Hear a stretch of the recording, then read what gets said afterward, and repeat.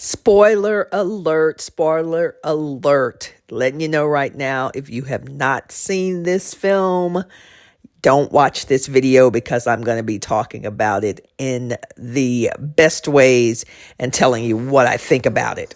Layla went everywhere with me, and I don't think my team, wherever I played, would want me without her. We used to always say we're a team, right? Lay, where are we going? Tianjin. What country is that? China. What I remember, I just wanted to be with my parents, and I wanted to be with my family, and I wanted to have fun, and that's what I tried to do for Layla. Her fun just happened to take place in an airport in Istanbul, Turkey, or her crawling at an away game at EuroLeague, or her trying potatoes for the first time in Spain. I think it's been amazing because her playground has literally been the world. Am I holding the big Buddha? Nowhere near it.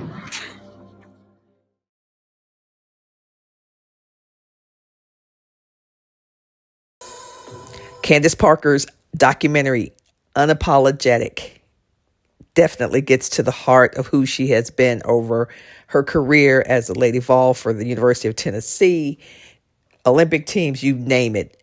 I'm Fran Harris, and this is Stream It or Skip It, where I'm going to be reviewing television, films, all kinds of media projects to tell you whether you should actually pay attention to these things or if you might want to skip it. So it's called Stream It or Skip It.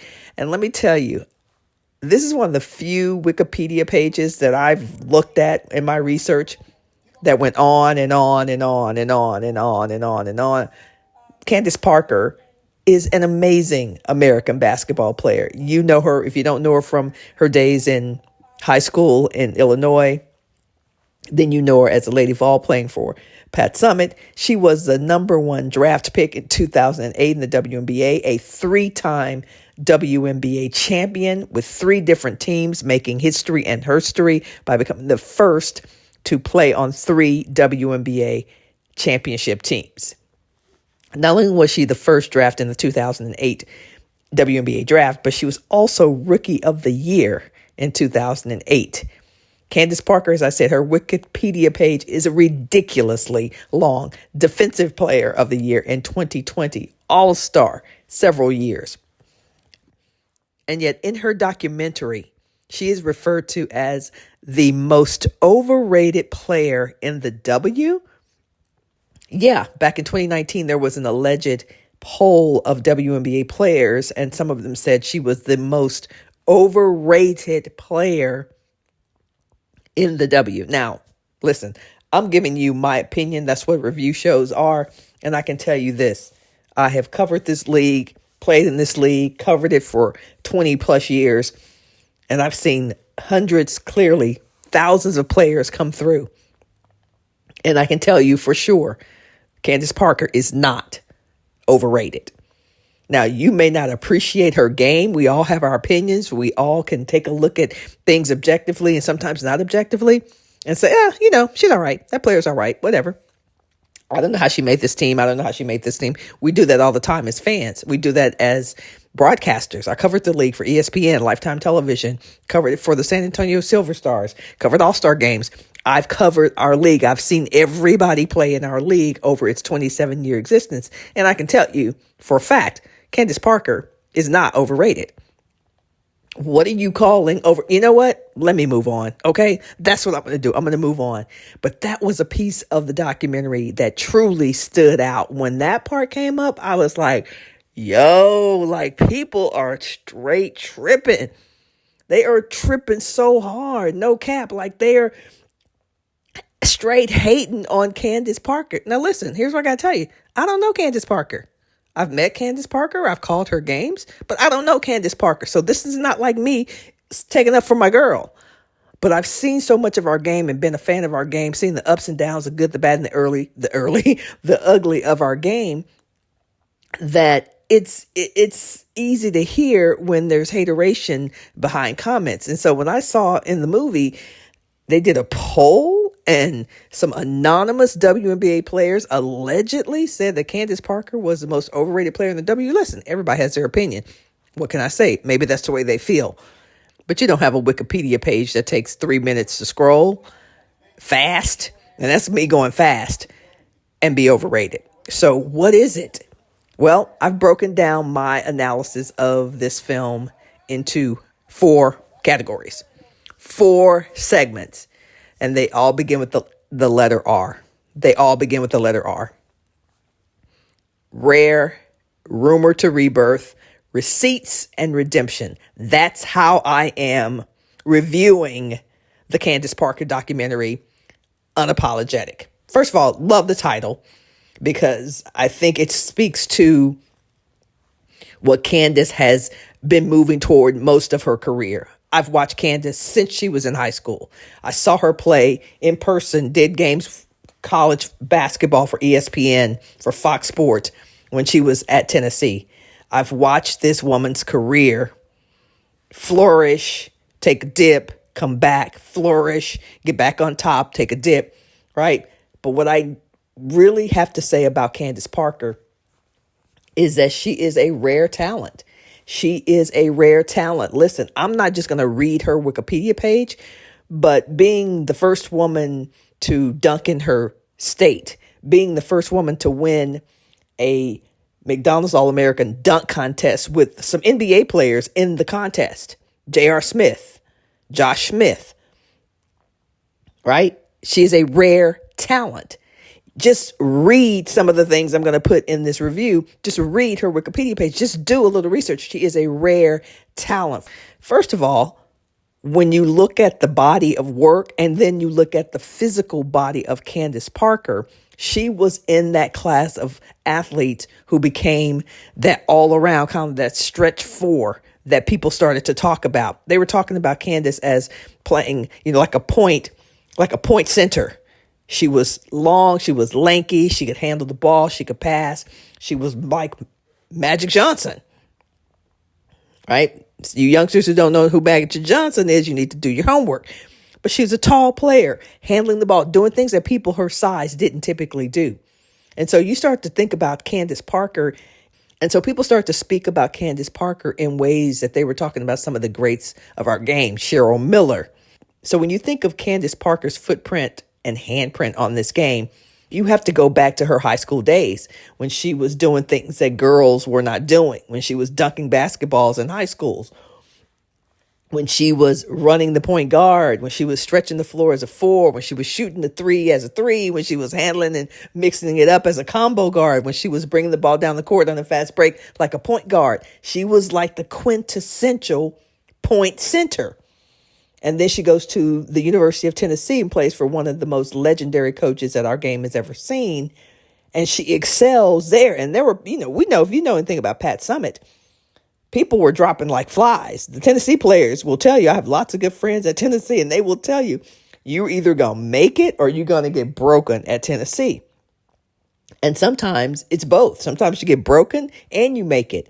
And Candace has spoken very much on the record about her time at Tennessee and how Pat had to literally help her understand that unless you let me coach you, you are never going to reach the heights of greatness that you are destined to reach. And so you see Candace go to the University of Tennessee and you see her struggle. There's some behind the scenes struggles that are well known. Just read the books. I can't tell you all that in this 8 to 10 minute video, but like every great player, with who's stubborn and who has a mind of her own or a mind of his own, you're going to butt heads with your coach. And Pat Head Summitt is one of the most stubborn coaches, all of her players will say that you will ever face. And you are just not going to break Pat Head Summitt down. And so Candace had to learn, as she says in this documentary, how to be coached by Pat, so that she could reach the heights and the depth of what was possible for her as a player and a person. And so when I look at the 4 R's that I start to talk about with the review of Unapologetic, Candace's documentary, and I start with rare, it is the rare physicality of Candace Parker's game. 6'5", 6'6", playing all 5 positions. So rarity definitely has to play a part of what we're seeing in Unapologetic. Rumor.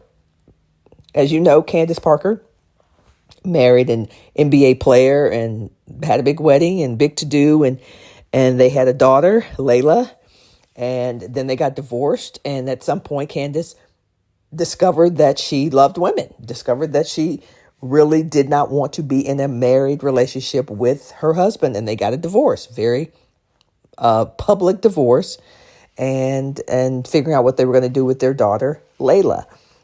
And it's really cool to see in the documentary Candace talk candidly about something that I think a lot of athletes, not just basketball players, I think a lot of female athletes and women athletes go through, and that is this double, like this dichotomy of, if you're a woman athlete, if you're a girl athlete, then you have to look a certain way, you have to act a certain way, you have to be heterosexual, you have to be right. And she talks very candidly about living this life and then discovering that it wasn't going to be the life that she even thought she was going to live, and that other people had these expectations, family members, friends, coaches, the public, the media had these expectations of what she should be as someone who was representing, as if she could represent all of girls basketball and all of women's basketball. And it was a picture of heterosexuality, and that, you can't be this, because if you're that, if you are an LGBTQ plus, if you fall anywhere on the spectrum, then, you are misrepresenting what is good and wonderful about girls and women's basketball. And she fought that stereotype. And at the same time, having to come to terms with her own desire to be happy within herself. And as much as she may have at that point in her life loved her husband, wanted to be in that heteronormic family system, ultimately it wasn't what made her happy. And how going against the system and probably ideology in her family, she had to go against all of that to find her north and to find her happiness.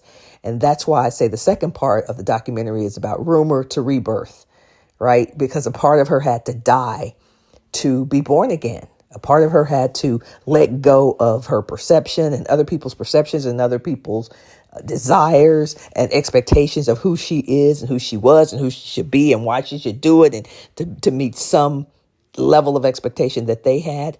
She had to let some of that die to be reborn again.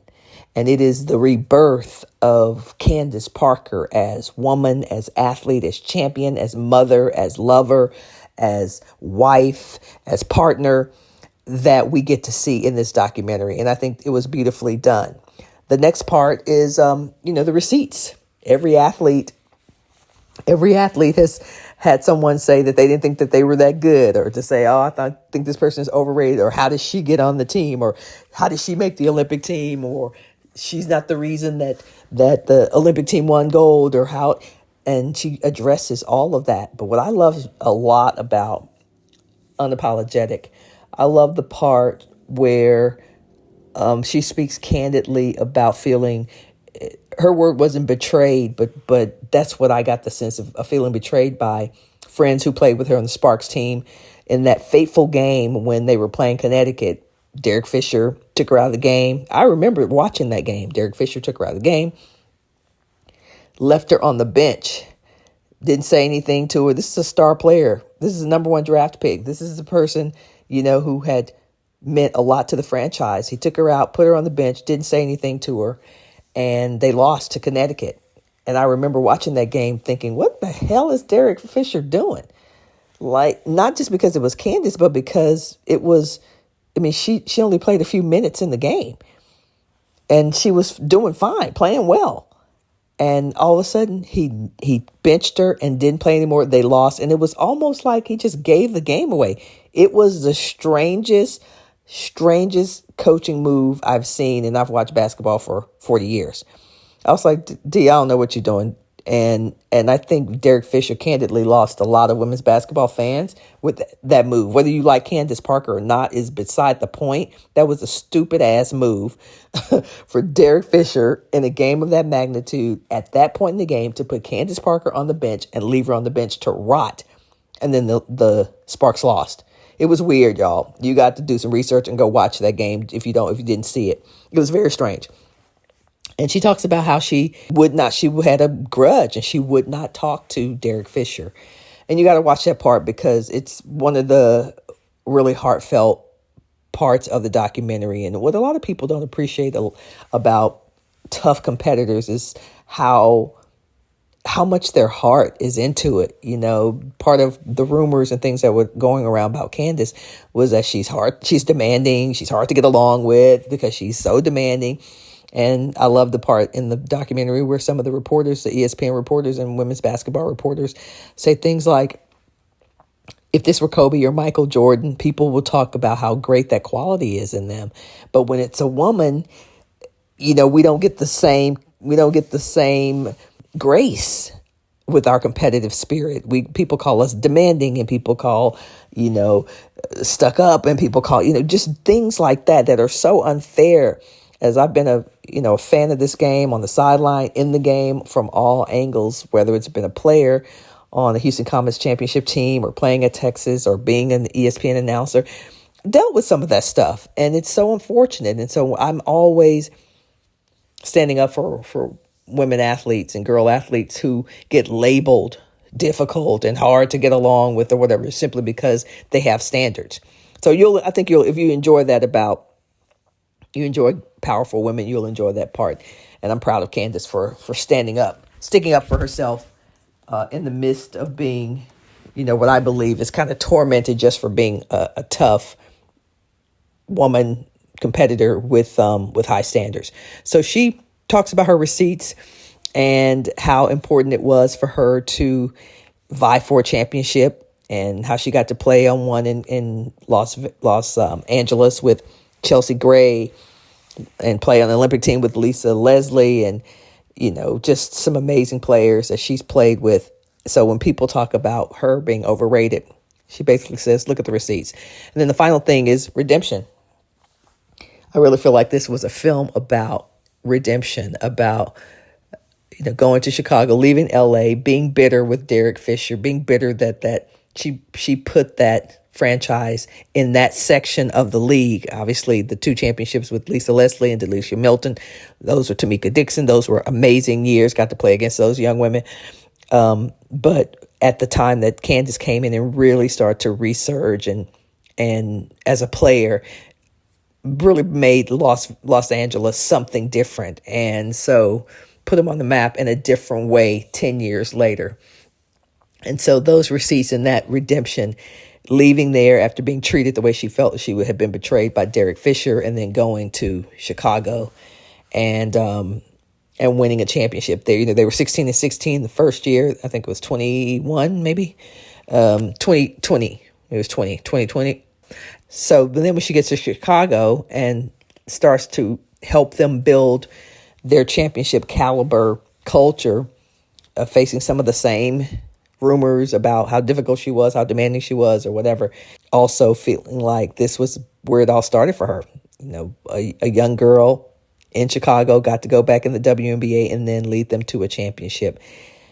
And that was big redemption for her. But also on a personal note, having the opportunity to find love in Russia or overseas, wherever she met her now wife, and to build a family, and how important family was, and how important it was for her not to have family in secrecy, that she was not trying to be obscure and not trying to pretend, because most people knew, family, friends knew, and but you could see the anguish and the pain as she talks about letting the world know who she was in front of the camera and behind the camera. And so it was cool to see her wife and her baby and her daughter and all of this, all of the things that everyone should be able to experience their life in front of the camera and share their love for their loved ones without hiding it, without feeling like they're going to be endangered or that they're going to be ridiculed or judged for who they love. So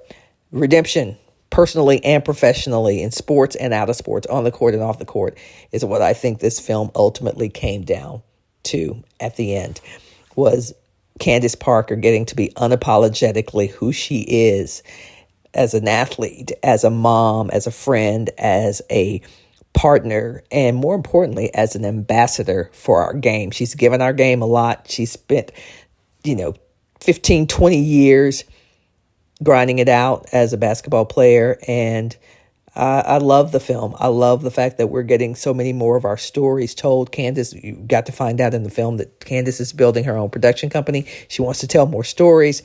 So watching her really lay herself out there and inspiring so many other people who may not have the courage at this point or who may be ready to do exactly what she just did unapologetically. Great job, Candace. Great job to ESPN. I hope we get more stories. And as you know, the name of this segment that I do is called Stream It or Skip It. You definitely don't want to skip this. Stream it. It's on ESPN Plus. Check it out and let me know what you think about it. Thanks.